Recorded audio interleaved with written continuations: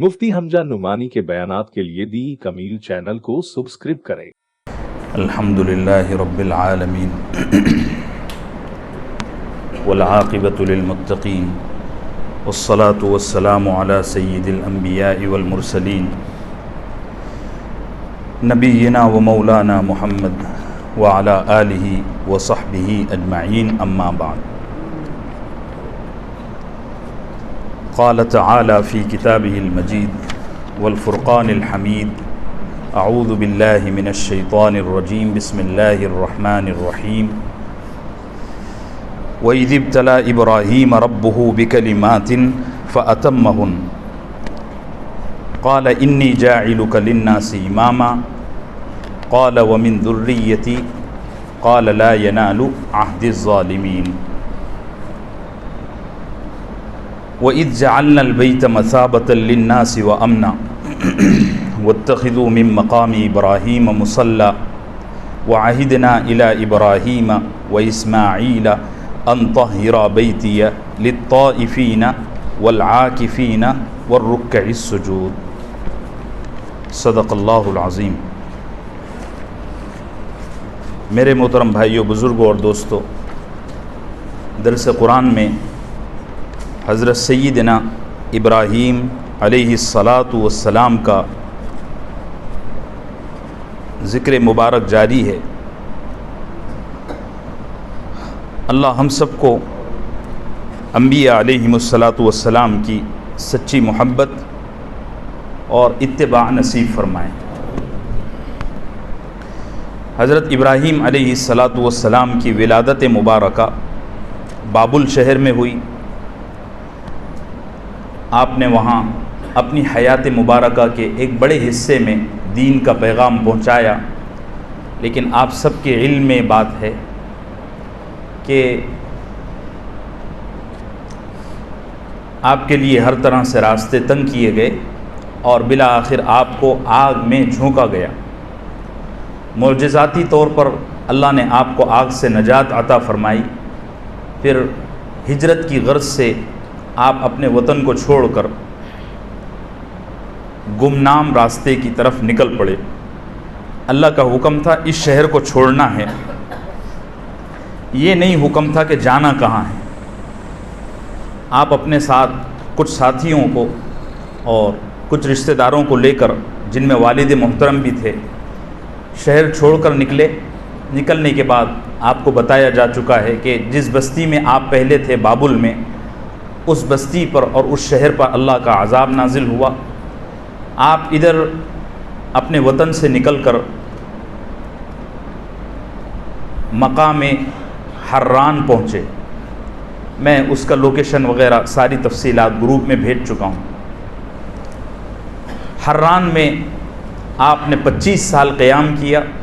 यहाँ भी आपने अपने फ़र्ज़ मनसबी दावत दीन को लोगों तक पहुँचाया, लेकिन यहाँ भी आपके लिए रास्ते तंग किए गए। फिर आप यहाँ से निकलकर मुल्क शाम गए। मुल्क शाम में अल्लाह ने आप पर अपनी नवाज़िशात का इजाफ़ा किया दुनियावी एतबार से। और एक ज़माना था कि आप पर गुर्बत थी, फ़कीरी, मोहताजी और मिस्कीनी थी, हदिये पर गुज़र बसर था। अब ये दौर भी आ गया कि अल्लाह ने इतना गल्ला दिया और इतने जानवर दिए। उस ज़माने में करेंसी जानवर हुआ करती थी। ऊँट है, बकरी है, गाय है, बैल भैंस है, उस ज़माने की करेंसी थी। लेकिन अल्लाह की तरफ से एक मरतबा फिर आजमाइश का सामना हुआ, और जिस बस्ती में आप मुकीम थे, मैंने उसका नाम गुज़िश्ता हफ्ते अस-सबअ बताया था। वहाँ कहत नाजिल हुआ, और जानवरों का तो खैर मामला ही कुछ और है, इंसानों के भी लेने के देने पड़ गए। तो हज़रत सय्यिदना इब्राहीम अलैहिस्सलातु वस्सलाम ने वो सारे जानवर सदका फरमा दिए और वहाँ से निकलकर फिर एक अजीब मंजिल की तरफ चल पड़े। चलते चलते रास्ते में मिस्र आया। अभी आप मिस्र में दाखिल भी नहीं हुए थे कि आपकी नामूस पर और आपकी अहलिया मुहतरमा पर इज़्ज़त का हमला हुआ। اللہ نے معجزاتی طور پر آپ کی اہلیہ کو عفت عطا فرمائی. آپ نے یہ سوچا کہ کہیں آئندہ بھی ایسی کوئی حرکت نہ ہو, آپ وہاں سے نکل گئے. لیکن مصر میں اللہ کا ایک فضل آپ پر یہ ہوا کہ جس بادشاہ نے آپ کی عزت اور ناموس پر حملہ کیا تھا, اسی کے دل کو اللہ نے نرم کیا, اور وہ اتنا عقیدت مند ہوا کہ اس نے بی بی سارہ کو اپنی بیٹی ہاجرہ, جو بعد میں حضرت ابراہیم علیہ السلام کی زوجیت میں آ گئی, وہ بطور خادمہ پیش کی. میں نے ایک لفظ غلط کہہ دیا تھا, لونڈی, باندی. حضرت ہاجرہ نعوذ باللہ باندی نہیں تھی. باندی میں اور خادمہ میں فرق ہے. خادمہ مطلب یہ آپ کی خدمت کریں گے, اور باندی کا مطلب ہے غلام بن جانا. حضرت ہاجرہ غلام نہیں بنی تھی, یہ لفظ میں نے زیادہ کہہ دیا تھا. حضرت ہاجرہ, حضرت سارہ اور ابراہیم علیہ السلام مصر چھوڑ کر پھر ڈبل سے شام میں آئے, ملک شام میں, اور بالکل اسی جگہ آئے جہاں اب مسجد اقصیٰ ہے. اور ایک اور روایت ہے جس کو میں نے گزشتہ ہفتے بیان کیا تھا کہ حضرت ابراہیم علیہ السلام حبرون, جس کا نام الخلیل پڑا ہے, اور اس کو مسجد ابراہیم بھی کہا جاتا ہے اس شہر کو. ابھی موجودہ دور میں اس کو حبرون ہی کہا جاتا ہے, یا میرے خیال سے حبرون کہا جاتا ہے. اس شہر میں آپ آباد ہوئے, اور جب آپ آئے تو یہاں کچھ بھی نہیں تھا. کچھ انسان اپنی بکریوں کو, جانوروں کو چرانے کے لیے اور پانی حاصل کرنے کے لیے یہاں آتے جاتے تھے, لیکن یہ ہے کہ یہاں کوئی انسان بستا نہیں تھا. حضرت ابراہیم اپنی اہلیہ اور اپنی خادمہ کے ساتھ یہاں آباد ہوئے, اور اللہ نے پھر یہاں آپ کو مزید دولت اور حکومت عطا فرمائی. اللہ نے حکم فرمایا کہ ابراہیم, اس شہر کے کنارے پر جو پہاڑیاں ہیں, آپ ان پہاڑیوں پر چڑھ کر نظریں دوڑائیں. جہاں تک آپ کی نظر جائے گی میں وہاں تک آپ کی حکومت بنا دوں گا, اور اس صحرا میں, اس چٹیل میدان میں جتنے کچھ ذرات ہیں میں آپ کو اتنی اولاد دوں گا. چنانچہ ابراہیم علیہ السلام ایک بلند ٹیلے پر چڑھ گئے, وہاں سے نظر دوڑانی شروع کی تو چاروں طرف نظر دوڑائی, اور واقعہ یہ ہوا کہ چند ہی سال میں اللہ نے اس پورے ملک کی حکمرانی اور خلافت حضرت سیدنا ابراہیم علیہ السلام کو عطا فرما دی, اور مال و غلے میں بڑا اضافہ ہوا. صورتحال یہ بن گئی کہ لوگ جوق در جوق, گروپ کے گروپ حضرت ابراہیم کے پاس آتے اور اسلام قبول کرتے.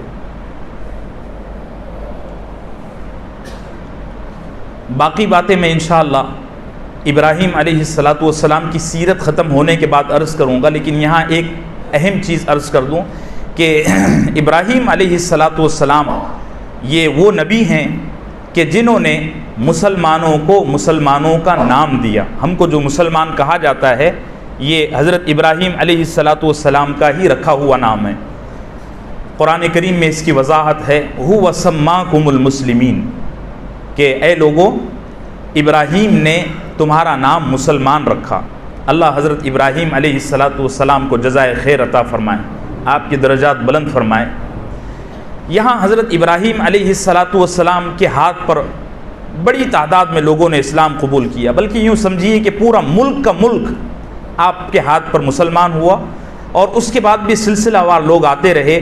پھر اللہ کی طرف سے احکامات نازل ہونا شروع ہوئے. احکامات مطلب قانون, کہ نماز کس طرح پڑھنی ہے, روزے کی کیا تفصیلات ہیں, وغیرہ وغیرہ.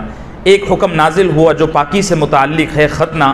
حضرت ابراہیم علیہ السلام اس وقت تقریباً 84 یا 80 سال کی عمر کراس کر چکے تھے. اللہ کی طرف سے حکم آیا کہ اب آپ نے ختنہ کرنی ہے. ابراہیم علیہ السلام نے اس عمر میں ختنہ فرمائی, صحیح بخاری کی حدیث ہے. اور بھی کئی احکامات آئے. ہمارے جو مصنف ہیں تفسیر جلالین کے, انہوں نے 10 احکامات بیان فرمائے, میں وہ بتا دیتا ہوں پھر آگے چلیں گے. وضو میں کلی کرنا, یہ ابراہیم علیہ السلام سے پہلے دین کا حصہ نہیں تھا. کیا جاتا تھا یہ عمل, لیکن دین کا حصہ نہیں تھا وضو میں کلی کرنا. اسی طریقے سے وضو میں ناک میں پانی ڈال کر ناک صاف کرنا, یہ ابراہیم علیہ السلام سے پہلے دین کا حصہ نہیں تھا. ابھی ہمارے یہاں وضو میں یہ اعمال کرنا مسنون ہے, مستحب ہے. والسواک, اور مسواک کرنا, ابھی مسواک کوئی نہیں کرتا. وضو کے دوران دیکھو تو 20 لوگ وضو کرتے ہیں, کسی ایک کے پاس مسواک رہتی ہے. حیرت کی بات ہے. اور ٹوتھ برش سب کرتے ہیں, چونکہ یہ امریکہ سے آیا ہے نا, اس لیے ہم کو پسند آ گیا, اور یہ انبیاء سے چلا ہے اس لیے ہم کو پسند نہیں آتا. یہاں مدن پورے میں برسوں پہلے ایک دفعہ میں بیان کر رہا تھا, تو مسواک کے سلسلے میں بات چل رہی تھی, درس حدیث تھا, اور نسائی شریف کی ایک حدیث پر میں کچھ گزارشات عرض کر رہا تھا. تو بیان کے دوران میں نے کہا کہ بتاؤ آج صبح سے لے کر اب تک کس کس نے مسواک کیا ہے. تو مجمع میں صف اول میں 5-6 لوگ تھے جنہوں نے انگلی اٹھائی کہ ہم نے مسواک کیا ہے. پھر میں نے عرض کیا کہ برش کس کس نے کیا, تو سب نے کیا ہے. میں نے کہا دیکھو یہ امریکہ میں اور یہ نبی کی زندگی کی اتباع میں سچا فرق ہے. دعوے ہمارے بہت بڑے بڑے ہیں لیکن کرنا کچھ نہیں ہے.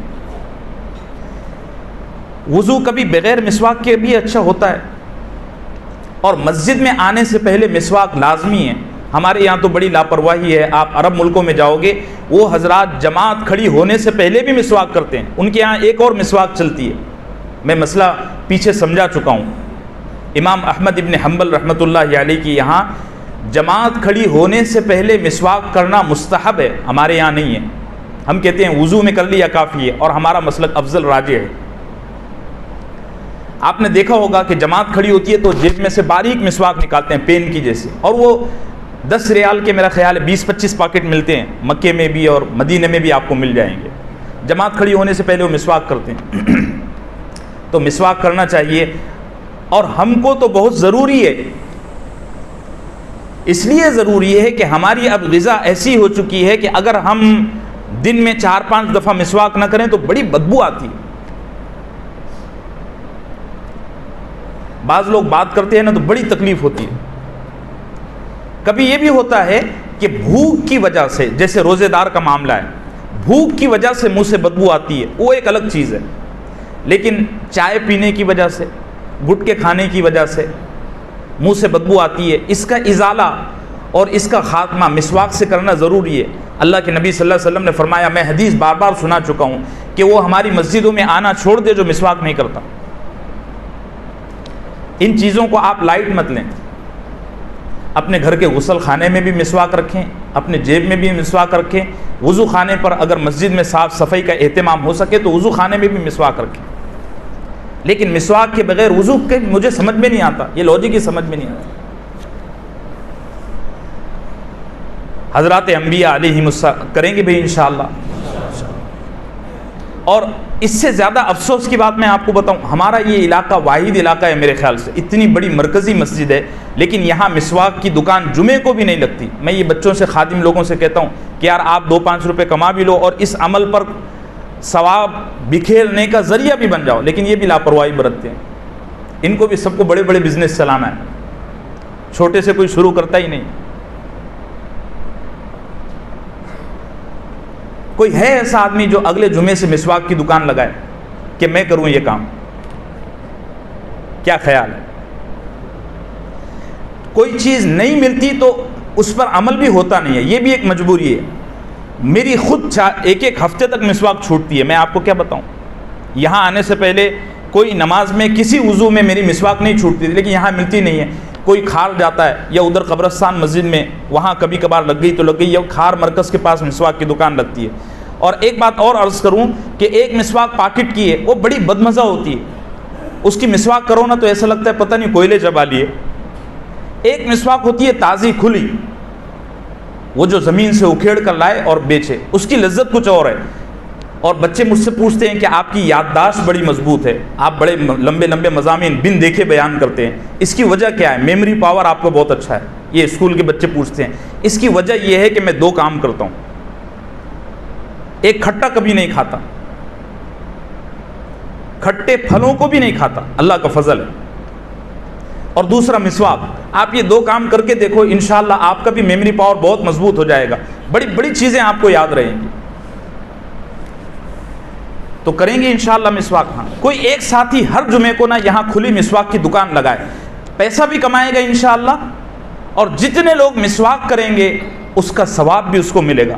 ایک اور حدیث سناتا ہوں آپ کو, موضوع نہیں ہے ہمارا, کوئی الگ موضوع ہے. میں نے پہلے ہی کہا تھا کہ کہیں چھیڑ دیا نا تو پوری پٹری سے ہم اتر جائیں گے. وضو کرنے کا ثواب بہت بڑا ہے, اور اللہ کے نبی نے فرمایا, ترمذی کی حدیث ہے کہ وضو نماز کی کنجی ہے. ٹھیک ہے جی, آپ نے فرمایا وضو کا ثواب 70 گنا بڑھ جاتا ہے جب مسواک کے ساتھ وضو کیا جاتا ہے. انشاءاللہ عمل کریں گے بھئی, مسواک کے بغیر وضو آج کے بعد نہیں کرنا ہے آپ نے. اور اس کے بڑے فائدے ہیں طبی اعتبار سے, میڈیکلی بھی بہت فائدے ہیں. یہ جو ہم ٹوتھ پیسٹ وغیرہ گھستے ہیں نا, یہ فضول چیزیں ہیں, اس میں تو کتنے قسم کے کیمیکل ہیں, لیکن وہ ہماری طبیعت کو لگ گیا ہے, چونکہ امریکہ سے آیا ہے نا, امریکہ سے آیا نا, دل کو لگ گیا. چلیے, حضرت ابراہیم علیہ السلام وہ پہلے آدمی ہیں جنہوں نے مسواک کیا. وہ قص الشارب, مونچھ کتروائی. ٹھیک ہے, مونچھ کتروائی. وہ فرق الراس, اور بیج کی مانگ نکالی. بیج کی مانگ, گزشتہ ہفتے بھی میں نے عرض کیا تھا, کئی لوگوں کو سمجھ میں نہیں آیا. بیج کی مانگ تو سمجھ رہے نا آپ, یہ بچے نے ادھر سے مانگ نکالا ہوا ہے, ٹوپی بھی نہیں پہنے. ایک بیج کی مانگ ہوتی ہے, وہ نکالنا انبیاء کی سنت ہے, اور ہمارے نبی صلی اللہ علیہ وسلم نے بھی بیج سے ہی مانگ نکالی ہے. اب یہ خان برادری نے فلمی دنیا میں چونکہ اس کو لانچ کیا ہے, ادھر سے مانگ نکالنا, اور وہ ایک کٹ چلا ہے, ایسے بال اوپر کھڑے کر کے ادھر سے پورے کتروا لینا. میں اس کو سوور کٹ کہا کرتا ہوں, وہ فیشن چل پڑا ہے. چلیے, وقلم الاظفار, اور ناخن کتروانا. جمعے سے پہلے ناخن اگر بڑھ گئے ہوں, اتنے بڑھ گئے ہوں کہ اس میں گندگی جمع ہوتی ہو, تو اس کو کتروانا ابراہیم علیہ السلام کی سنت ہے. وَنَتْفُ الْإِبِطِ, بغل کے بال اکھیڑنا. جو نوجوان بچے ہیں ابھی بالغ ہو رہے ہیں, میں ان سے گزارش کروں گا کہ وہ ابھی سے عادت ڈالیں بغل کے بال اکھیڑنے کی.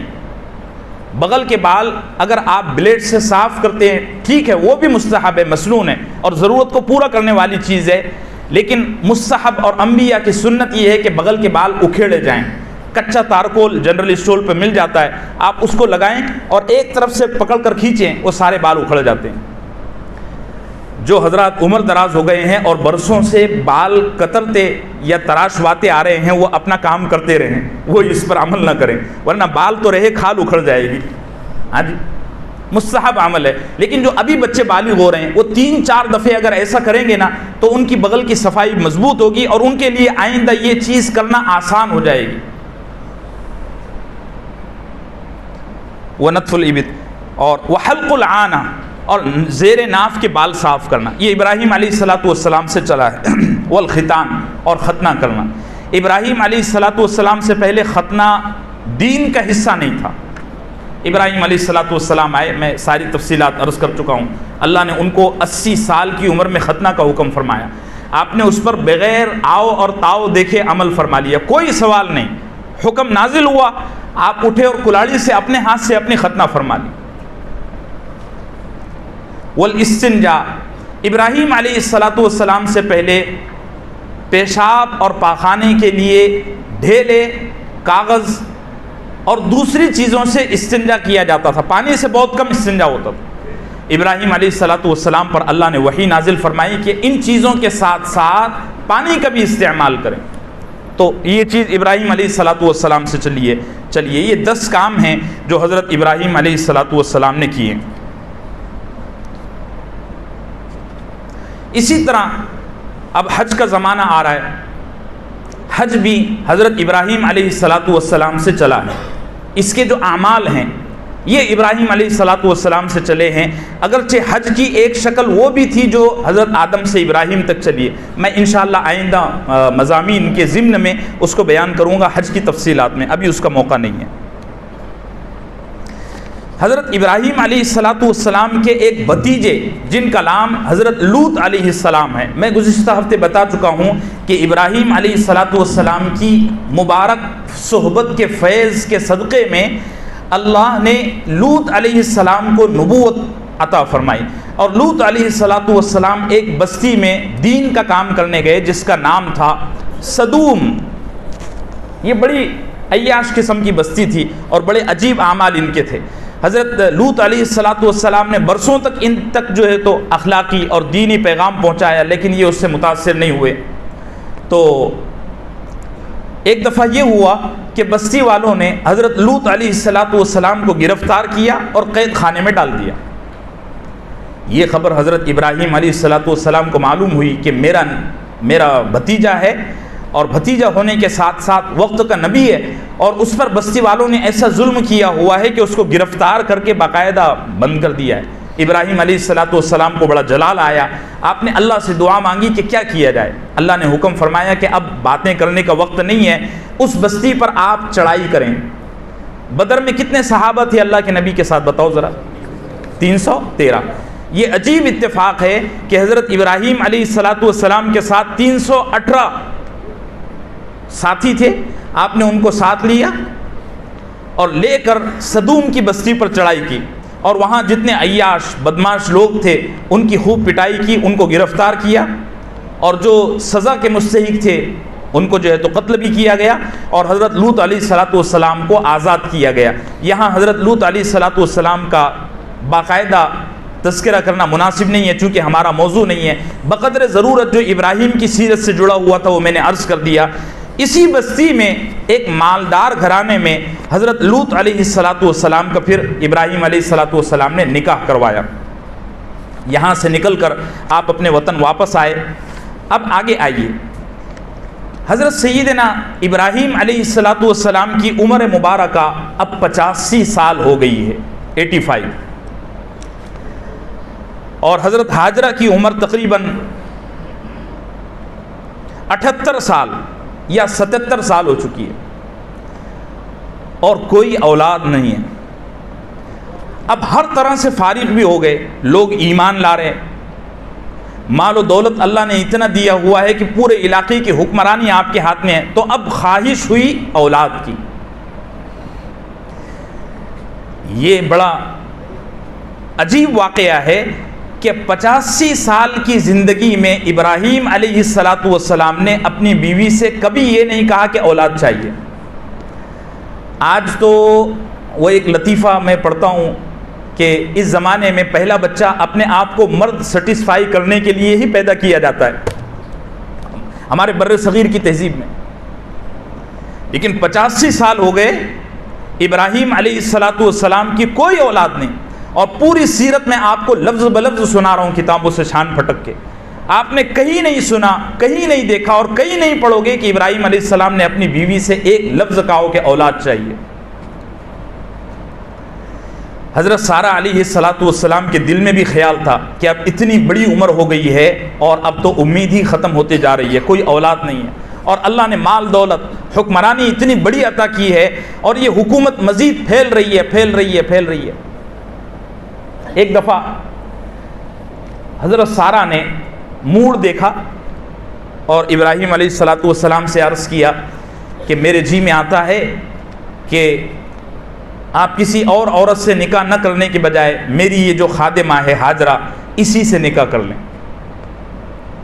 اچھی بچی ہے اور برسوں سے ہمارے ساتھ رہتی ہے، آپ کے مزاج سے بھی واقف ہے اور مجھے بھی جانتی ہے، ہمارا گھر چلائے گی، ہم تو اب بوڑھاپے کے قریب ہو چکے ہیں.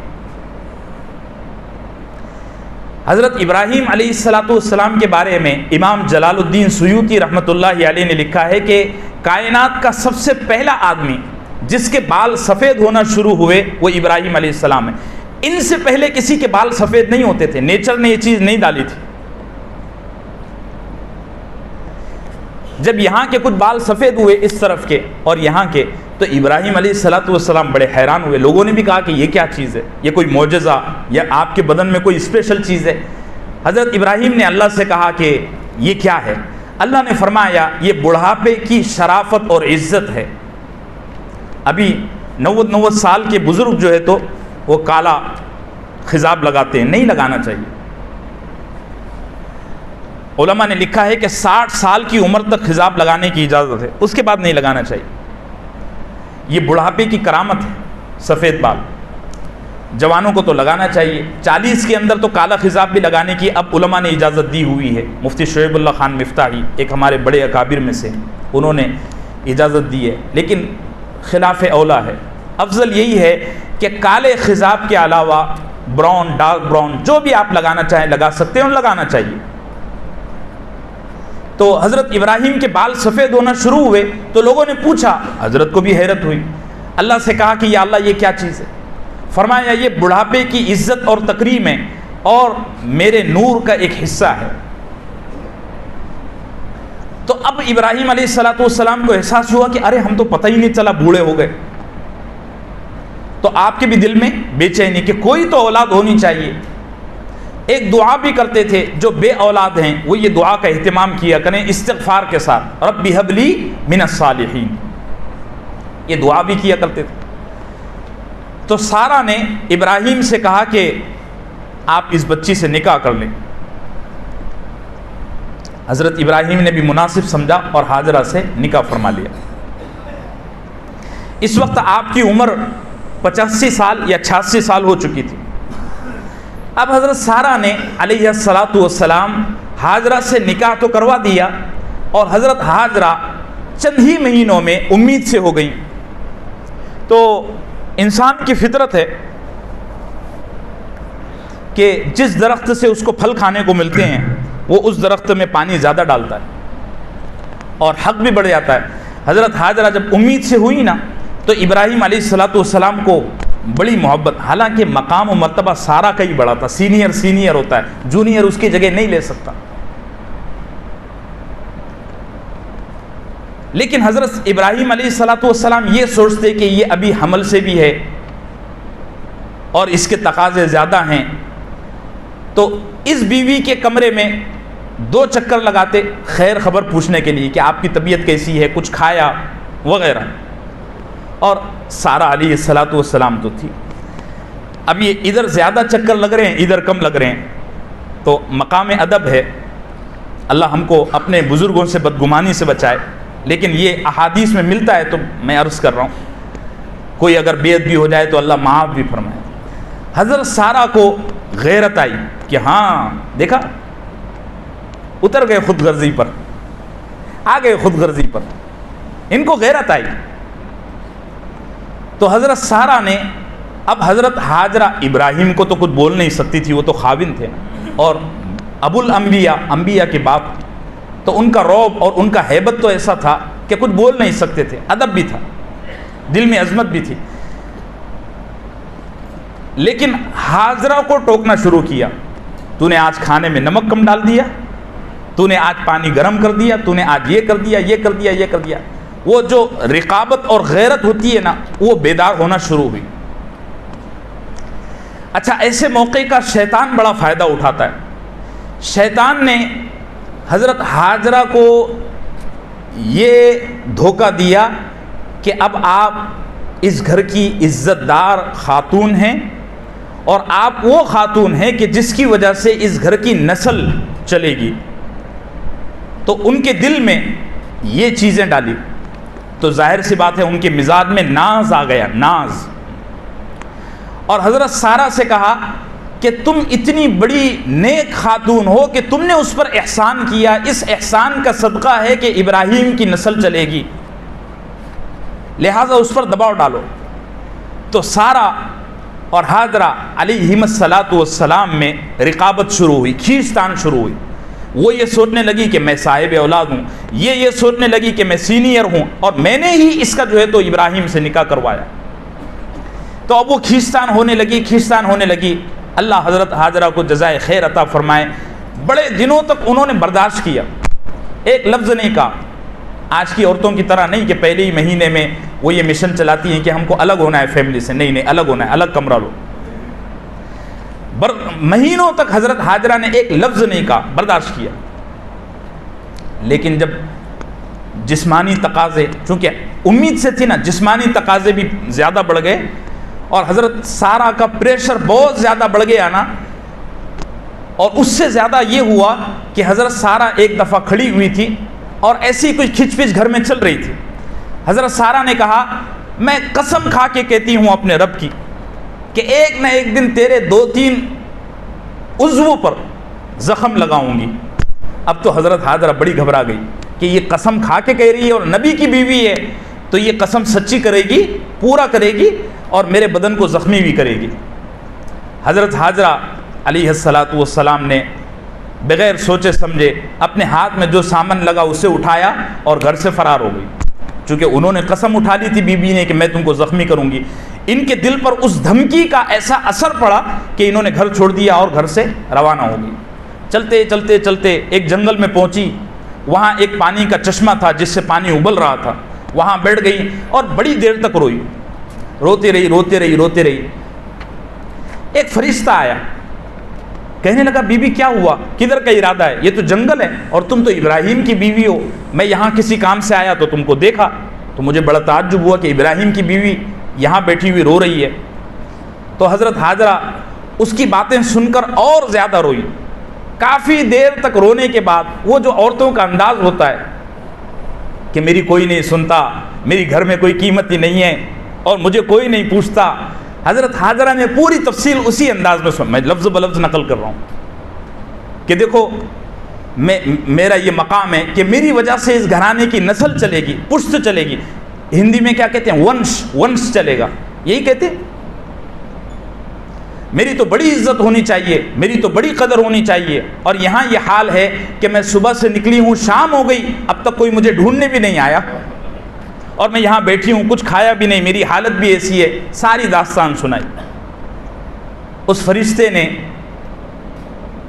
حضرت حاجرہ سے کہا آپ غم نہ کریں، بہت جلد آپ کو اللہ ایک بیٹا دینے والا ہے، میں یہ کہتا ہوں کہ اس بچے کا نام آپ نے اسماعیل رکھنا ہے۔ کیا کہا؟ اسماعیل رکھنا ہے، اور وہ ایسا بچہ ہوگا کہ اس کی نسلوں میں انبیاء کا سردار پیدا ہوگا صلی اللہ علیہ وسلم۔ بی بی اٹھو اور گھر جاؤ۔ فرشتے کی جگہ اگر آج کے دور کا انسان ہوتا نا تو کہتا ہاں صحیح کیا، بھاگ گئی، ابھی طلاق کے کاغذ تیار کر لو۔ اس زمانے کا کوئی آدمی ہوتا نا یہ رائے دیتا، چونکہ ہمارے یہاں گھر توڑنے کی بڑی فکر ہوتی ہے کہ کس کا گھر کس طرح ٹوٹ جائے۔ حضرت حاجرہ علیہ السلام وہاں سے اٹھی اور گھر گئی، رات ہو چکی تھی، گھر میں داخل ہوئی تو کسی نے کچھ پوچھا نہیں، سارا نے ایسی ترچھی نظروں سے دیکھا اور کمرے میں گھس گئی۔ پھر یہ کمرے میں آئی، پھر کہنے لگی ہماری کس کو فکر ہے، صبح سے میں گئی تھی، کسی نے پوچھا تک نہیں کہاں گئی تھی، کیا کھایا، کچھ وہ جو عورتوں کا انداز۔ ابھی چند ایام گزرے، اللہ رب العزت نے حضرت حاجرہ علیہ السلام کو ایک بیٹا عطا کیا، اور اس بیٹے کی وجہ سے دونوں میں یعنی سارہ میں اور حاجرہ میں اتفاق ہو گیا، چونکہ وہ بیٹا اصل میں ان کی بھی خواہش تھی، سارہ کی بھی یہ تمنا تھی نا کہ ہمارے گھر میں کوئی اولاد پیدا ہو، وہ بھی بڑی خوش ہوئی۔ اور بلکہ پورے شہر میں حضرت اسماعیل کی ولادت کو بعض لوگوں نے مکے میں لکھا ہے، یہ غلط بات ہے۔ حضرت اسماعیل کی ولادت مبارکہ مکے میں نہیں، حبرون میں ہوئی، الخلیل میں، فلسطین میں، بعد میں ہجرت کر کے یہ لوگ آئے، میں ابھی آگے بتا ہی رہا ہوں۔ اسماعیل علیہ السلام کی ولادت ہوئی اور نام تو پہلے سے ہی فرشتے نے بتا دیا تھا۔ اللہ رب العزت نے حضرت ابراہیم علیہ السلام کو 88 سال کی عمر میں یا 86-87 سال کی عمر میں اسماعیل علیہ السلام جیسا وقت کا عظیم نبی عطا کیا، اور یہ اولاد آپ کو عطا ہوئی۔ اب تو شیطان نے بڑی کوشش کی کہ دونوں کے درمیان جھگڑا ہو جائے، یعنی سارہ میں اور حاجرہ میں۔ ایک بات آپ یاد رکھیے ہمیشہ، اچھے لوگوں میں اگر بظاہر کوئی کھٹ پٹ ہو بھی جائے نا تو اللہ ان کی نیت کی برکت سے اس کھٹ پٹ میں بھی خیر وجود میں لاتے ہیں۔ میں اس کو تفصیل کے ساتھ آگے عرض کروں گا۔ اگر سارہ کا اور حاجرہ کا یہ اختلاف نہ ہوتا تو بظاہر تقدیر تو اپنی اللہ لکھ چکے ہیں، لیکن اسباب کے درجے میں یہ کہا جا سکتا ہے کہ مکے کی سرزمین آباد نہ ہوتی۔ اب یہ دونوں سوکنوں میں یعنی حاجرہ میں اور سارہ میں بہت زیادہ کھینچتان ہونے لگی، شیطان نے تو آگ لگا دی۔ حالانکہ شروع میں خوشی تھی کہ اولاد اللہ نے عطا کی ہے، لیکن بہت ہی زیادہ اب کھینچتان ہو گئی۔ تو ابراہیم علیہ السلام نے شروع میں تو معاملہ رفع دفع کرنا چاہا کہ کسی طرح یہ ایک گھر میں رہیں تو بہتر ہے۔ حضرت سارہ نے کہا اس کو میرے سامنے سے لے جاؤ، چونکہ سارہ علیہ السلام گھر کی سینئر لیڈر تھی نا، اور ابراہیم علیہ السلام نے اللہ سے دعا کی کہ اللہ کیا کروں؟ اللہ نے فرمایا مشورہ کرو اور سارہ جو کہے اس پر عمل کرو۔ تو سارہ سے پوچھا، سارہ کہنے لگی آپ کو جو کرنا ہے کرو، لیکن اس کو ابھی میرے سامنے سے لے جاؤ اور اتنے دور لے جاؤ کہ اس کی خوشبو بھی میرے تک نہ پہنچے۔ بڑے سخت الفاظ کہے، چونکہ اللہ نے پابند کیا تھا ابراہیم کو کس کے مشورے پر عمل کرنے کا؟ حضرت سیدنا ابراہیم علیہ السلام نے اپنی بیوی ہاجرہ کو اٹھایا اور شیر خار بچہ، میرا خیال ہے 4-6 مہینے کی عمر، میں ہفتے بھرے سے تلاش کر رہا ہوں، کتاب میں اسماعیل کی عمر نہیں ملتی کہ وہ ڈیفینیٹلی کتنی عمر کے تھے، لیکن شیر خار یعنی بچہ جو دودھ پیتا ہے نا، وہ مدت تھی۔ حضرت ابراہیم نے کھجور کی کچھ تھیلیاں اور پانی کے کچھ مشکیزیں اٹھائے اور تیاری کی، اور ہاجرہ سے کہا چلو میں تم کو چھوڑ کر آتا ہوں۔ تینوں ساتھ ہوئے۔ جب گھر سے باہر نکلے تو اللہ نے براق کی سواری بھیجی۔ براق کی سواری جانتے ہیں؟ بتائیے کیا ہے؟ ہاں اللہ کے نبی صلی اللہ علیہ وسلم کو معراج میں یہ سواری عطا کی گئی۔ اس کی رفتار کا یہ عالم ہے کہ انسان کی نظر جہاں تک پہنچتی ہے وہاں تک اس کا ایک قدم ہے۔ اب آپ اندازہ لگا لینا کہ انسان کی ایک نظر کہاں تک جا سکتی ہے۔ میلوں کا فاصلہ چند لمحوں میں یہ جانور طے کرتا ہے، اور یہ جنتی جانور ہے۔ اللہ نے اس کو زمین پر اتارا اور ہاجرہ سے، اسماعیل سے اور ابراہیم علیہ السلام سے کہا اس پر سوار ہو جائیں۔ یہ تینوں اس پر سوار ہوئے تو بی بی سارہ گھر سے باہر نکلی، کہنے لگی اب تو یہ جا رہی ہے، ایک بات رہ گئی ہے۔ ابراہیم نے کہا کیا؟ کہنے لگی میں نے قسم اٹھائی تھی کہ میں اس کے بدن کے اعضاء پر زخم لگاؤں گی، اور میں آج اس قسم کو پورا کرنی چاہتی ہوں۔ اللہ۔ تو ابراہیم علیہ السلام نے فرمایا کہ اب یہ تو جا رہی ہے، اب شاید زندگی میں کبھی نہ آئے، اب زخم لگانے کی تم کو سوچ رہی ہے۔ مشورہ ہوا، ابراہیم علیہ السلام نے سوچا کہ کیا کرنا چاہیے۔ اللہ نے بات دل میں ڈالی کہ ابراہیم زخم لگانا ہے، ایک کام کیجئے، یہ کانوں کے دونوں طرف چھید کر دو۔ علماء نے لکھا ہے کہ دنیا کی سب سے پہلی عورت حضرت ہاجرہ ہیں جنہوں نے اپنے کان میں چھید کروائے۔ اصل میں یہ سارہ کی قسم کو پورا کرنا تھا۔ زخم اگر تلواروں سے لگائے جاتے تو ظاہر سی بات ہے، لیکن اللہ نے زینت کا راستہ بھی نکال دیا اور ان کی قسم بھی پوری ہو گئی۔ ابراہیم علیہ السلام نے ایک باریک دھاردار کوئی ہتھیار لیا اور اس سے یہاں زخم لگائے گئے، جو آج عورتیں اور خواتین بالیاں، اب مرد بھی لگانے لگ گئے ہیں۔ سبحان اللہ، حد ہو گئی۔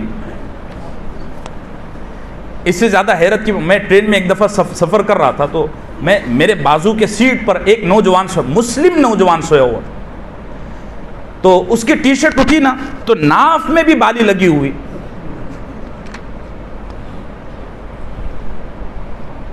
یہاں ناف میں، اب کتنی تکلیف کی بات ہے۔ میں نے دیکھا نا تو میرا پیشاب رک گیا۔ میں نے کہا میں یہ فیشن ہم کو پتہ نہیں کہاں لے جائے گی۔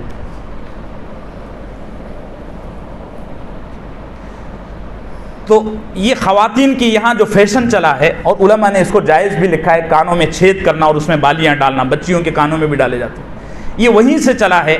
اس طرح حضرت سارہ نے اپنی قسم بھی پوری فرمائی اور یہ تینوں حضرات وہاں سے نکلے، اسماعیل، ابراہیم اور ہاجرہ علیہ السلام۔ براق کی سواری ہے اور گمنام بستی کی طرف آپ جا رہے ہیں۔ آپ کو کوئی بتایا نہیں گیا کہ آپ کو فلاں بستی میں جا کر رکنا ہے، فلاں بستی میں جا کر آباد ہونا ہے۔ مسلسل چلتے رہے چلتے رہے چلتے رہے چلتے رہے۔ اللہ کو کائنات کی کتاب میں ایک صفحے کا اور ایک پیج کا اضافہ کرنا تھا، اور ایک ایسی بستی کو وجود بخشنا تھا جہاں سے دنیا کی تقدیر کو نیا رخ دیا جا سکے۔ اور اللہ نے ایسی بستی کا انتخاب کیا کہ جو بالکل کورا ورق تھا، بالکل کورا ورق۔ حضرت ابراہیم علیہ السلام براق پر بیٹھے ہیں، چلتے جا رہے ہیں چلتے جا رہے ہیں چلتے جا رہے ہیں، وہاں پہنچے جہاں آج وادی محصب ہے، میم ہا صاد با، یہ مکہ اور منی کے درمیان ایک وادی ہے۔ آپ میں سے جو حج پہ گئے ہوں گے ان کو پتہ ہوگا کہ مکے سے نکلنے کے بعد جب مینا جاتے ہیں نا تو یہاں بس والے اپنی سواری کو ضرور رکواتے ہیں ابراہیم کی یاد میں. کچھ بس والے بتاتے ہیں, کچھ نہیں بتاتے. اب وہ پورا ایک محلہ بھی بن چکا ہے, علاقہ بن چکا ہے. اس دور میں اس بستی کا یہ حال تھا کہ یہاں انسان خودکشی کرنے کے لیے بھی آ نہیں سکتا تھا. چاروں طرف کالے پتھر ہیں اور گیدڑ, سانپ, بچھو, کوئی جاندار اس طرف پھٹکنے کا سوال پیدا نہیں ہوتا. کالے پتھر. اللہ نے حضرت ابراہیم پر وحی بھیجی, اب آپ اپنے بچے کو, اپنی بیوی کو یہیں اتار دیجیے. ابراہیم علیہ السلام وہاں اتر گئے. پھر اگلا حکم آیا کہ اب آپ یہاں سے تھوڑے فاصلے پر چلیں, وہاں آپ کو میرے گھر کے کچھ کھنڈرات ملیں گے. اس وقت خانہ کعبہ نہیں تھا. خانہ کعبہ طوفان نوح میں آگے بتاؤں گا ساری تفصیل. خانہ کعبہ طوفان نوح میں پوری طرح ختم ہو چکا تھا, اور جیسے وہ ایک بلڈنگ ختم ہو جاتی ہے لیکن اس کے پلر, اس کے نشانات کھنڈر کی شکل میں باقی رہتے ہیں, وہی حال خانہ کعبہ کا تھا. اور یہاں اتنی وحشت تھی کہ ابراہیم علیہ السلام جب یہاں آئے نا تو خود پریشان ہو گئے کہ اب میرا اور بچے کا کیا ہوگا, اور اس خاتون کا کیا ہوگا. ہو حضرت ابراہیم علیہ السلام کو حکم آیا کہ اب آپ اس بچے کو اور اس عورت کو یہاں چھوڑ کر چلے جانا ہے. پہلے تو یہاں آ جانا ہی بہت خطرناک, پھر یہاں آنے کے بعد اس بچے کو اور اس بیوی کو یہیں چھوڑ کر آپ نے ہمیشہ کے لیے چلے جانا ہے. ابراہیم علیہ السلام کے رونگٹے کھڑے ہو گئے. اور دیکھو, جب آدمی بہت زیادہ جذباتی اور ایموشنل ہو جاتا ہے نا تو اس کے پاس بولنے کو بہت ہوتا ہے لیکن ایک لفظ بولا نہیں جاتا. ہمارے یہاں کسی کی وفات ہو جاتی ہے تو کوئی پوچھتا ہے یار کیسے انتقال ہو گیا, تو ہم سے کہا بھی نہیں جاتا, زبان لڑکھڑا جاتی ہے اور آنکھوں سے. تو ابراہیم علیہ السلام کے پاس کہنے کو ہزاروں مضامین تھے, ہزاروں عنوانات تھے, ہزاروں ٹاپک تھے, لیکن صورت حال یہ تھی کہ آپ نے ہاجرہ اور بچے کی طرف دیکھنا بھی پسند نہیں کیا, منہ موڑ لیا. چونکہ خلیل اللہ تھے نا, اللہ سے دوستی کا دعویٰ تھا نا, تو امتحان بھی اس درجے کا تھا. 90 سال کی عمر میں اللہ نے ایسا خوفناک آزمایا. ہم ابھی گھی کھا کے بھی قرآن پڑھنے کو تیار نہیں ہیں. صبح میں مسکا پاؤ اور دوپہر میں ہاف فرائے اور سے پہر میں پھر منڈی پاؤں اور شام میں پھر دلی دربار, یہ سب کر کے ہم 5 وقت کی نماز AC میں پڑھنے کو تیار نہیں ہیں. اور ابراہیم علیہ السلام اور ان کے گھر والوں کا حال دیکھو. ابراہیم نے کیا کیا, ایک پانی کا مشکیزہ اور ایک تھیلی اپنی اہلیہ کے ہاتھ میں ایسے تھما دیا, کہنے لگے اب میں جاتا ہوں. وہاں ایک کاٹیوں کا درخت تھا, ببول کا. ابراہیم علیہ السلام نے فرمایا کہ آپ دونوں یہاں ٹھہرو, اب میں جاتا ہوں. اور اس درخت سے تھوڑے فاصلے پر خانہ کعبہ کے کھنڈرات نظر آ رہے تھے. ایسا لگتا تھا یہاں 2-3 ہزار سال پہلے کوئی آیا ہوگا, اس کے پہلے کوئی نہیں آیا ہوگا. اب یہاں سے رونگٹے کھڑے کر دینے والی داستان شروع ہوتی ہے, اور یہ نقطۂ آغاز ہے حضرت نبی کریم صلی اللہ علیہ وسلم کی اس دنیا میں آمد کا.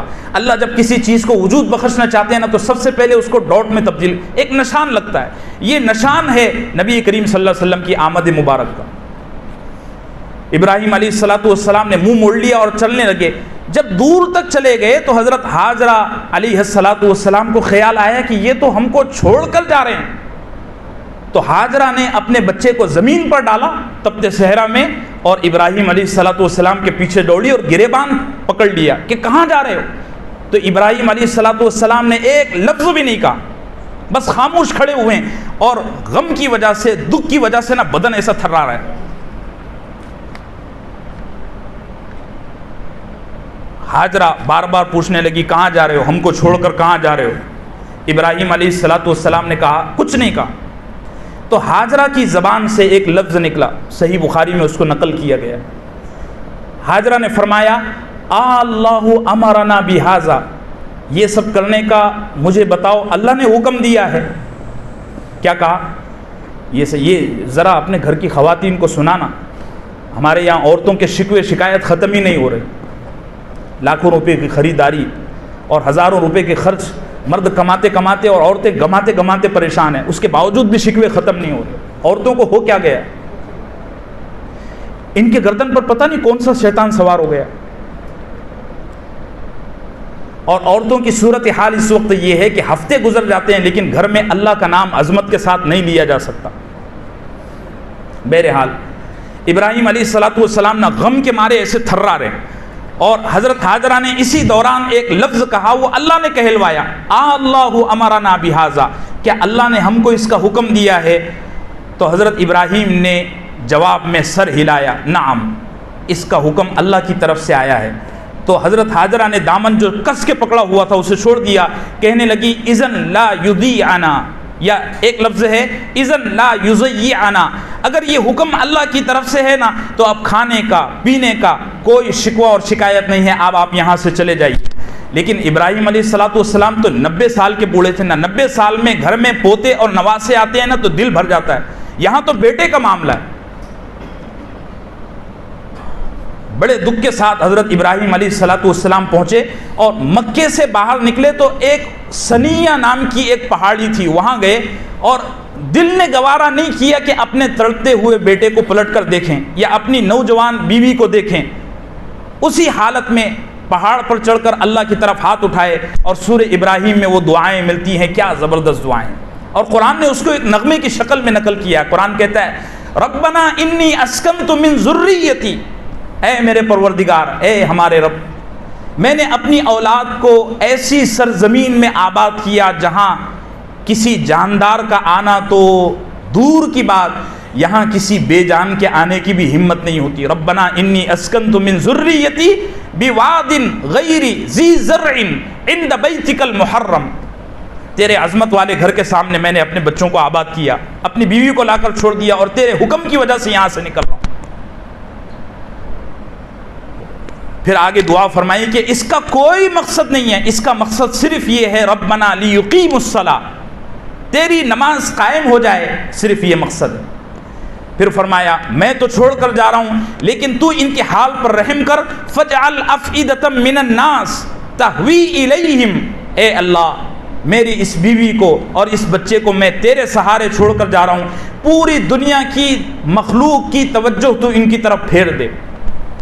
لعلہم ورزقہم من الثمرات, اور تو ان کو پاکیزہ رزق عطا کر, پاکیزہ رزق عطا کر, اچھے سے اچھا رزق عطا کر. ابراہیم علیہ السلام نے یہ دعائیں کی اور مکہ چھوڑ کر چلے گئے. حاجرہ علیہ السلام کے پاس جب تک وہ غلہ تھا, یعنی کھجور کی ایک تھیلی اور پانی کا ایک مشکیزہ, تب تک تو وقت گزر گیا. 2-3 دن کے بعد بھوک نے اور پیاس نے ستانا شروع کیا, چھاتیوں سے دودھ کے بجائے خون آنا شروع ہو گیا, اور تب کا ہوا صحرا ہے, کوئی پرندہ بھی ادھر نہیں پھٹکتا ہے. حضرت حاجرہ, کیا چھکے چھوٹے ہوں گے, کیا چھکے چھوٹے ہوں گے. حضرت حاجرہ علیہ السلام نے بے چینی کی حالت میں اپنے بیٹے کو اسی صحرا میں چھوڑ دیا جہاں آج خانہ کعبہ ہے, اور بچے کی بلبلاہٹ کا یہ عالم تھا کہ موت فکس تھی, یقینی تھی, پکا تھا.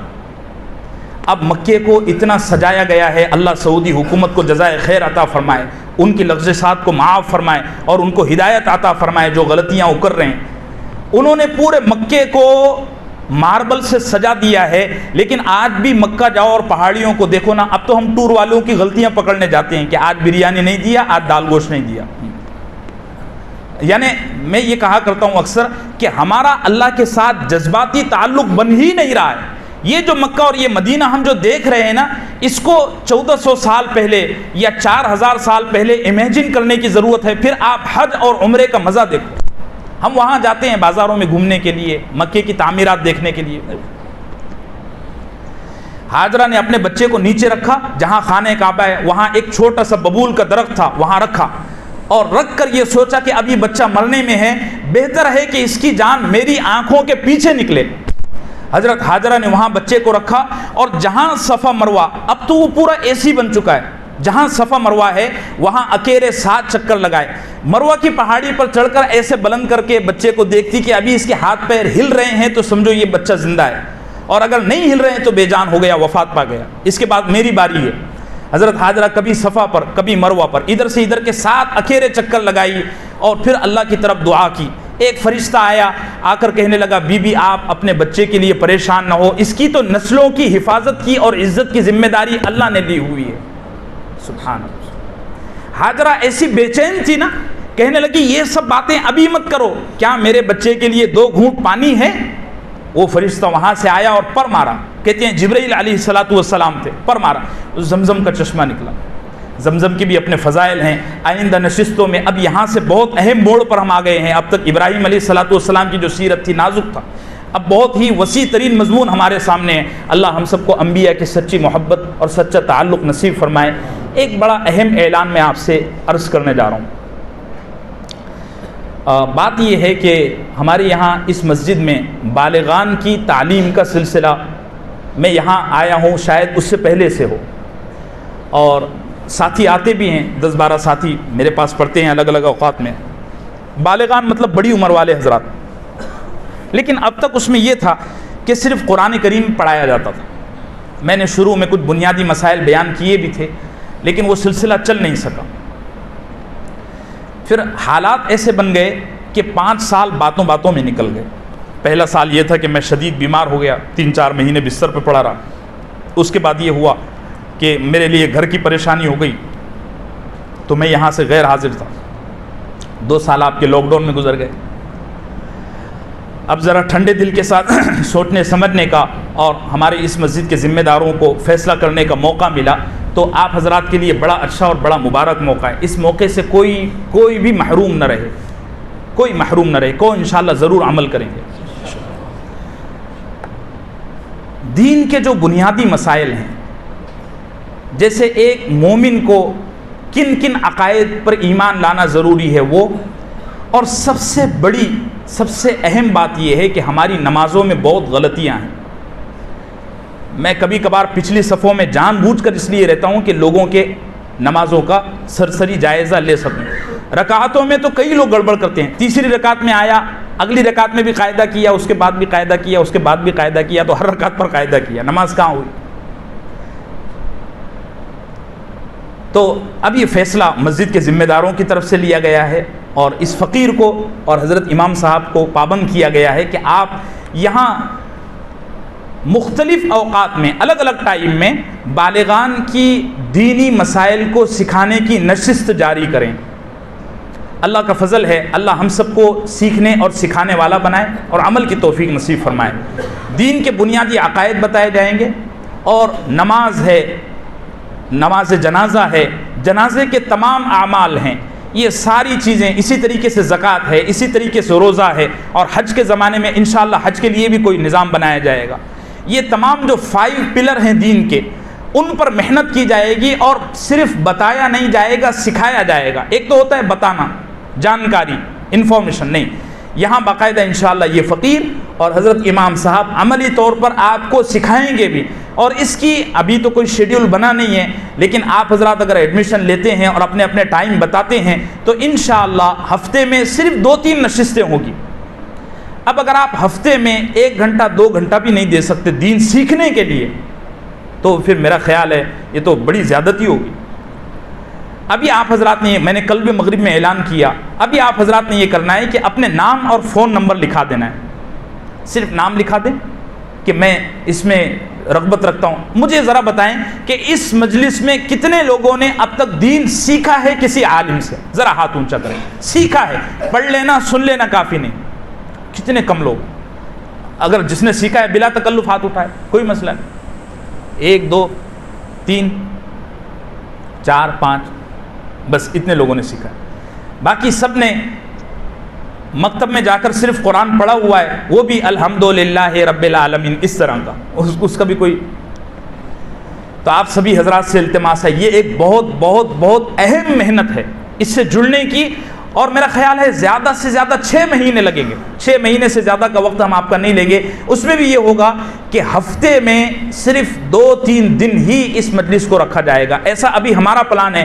آپ کی طرف سے اگر شوق رہا ہونا تو یہ چاہیے کہ اس مجلس کے سبھی لوگ اس محنت سے جڑیں، کہیں گے انشاءاللہ بھی کریں گے انشاءاللہ۔ ابھی آپ جمعے کے بعد، یا میں تو یہاں رہتا ہی ہوں، آپ موبائل پر میسج بھی کر سکتے ہیں اپنا نام درج کرانے کے بھی، ہم فلاں وقت میں اس محنت سے جڑیں گے اور عملی طور پر سیکھنے کے لیے اس مجلس میں حاضری لگائیں گے۔ وصلی اللہم وسلم علی نبی